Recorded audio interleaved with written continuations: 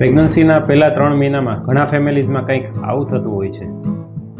તો શું આ સલાહ સાચી છે? પ્રેગ્નન્સીના પહેલા 3 મહિનામાં મોટાભાગની પ્રેગ્નન્ટ લેડીઝને ઉલટી ઉપકા થવા, ખાવાની ઈચ્છા ન થવી, સુગંધથી તકલીફ થવી, આ બધી વસ્તુઓ પ્રેગ્નન્સીના હોર્મોન્સ, ખાસ કરીને બીટા HCG નામના હોર્મોનથી થતી બહુ સામાન્ય તકલીફ છે. આ સમયમાં હસબન્ડ અને અન્ય પરિવારજનો લેડીને વધારે ખા એવું કહેતા હોય છે, પરંતુ આ સમય દરમિયાન ફોર્સફુલી વધારે ખવડાવવાથી ઉલટી ઉપકા વધી શકે છે. તો શું કરવું?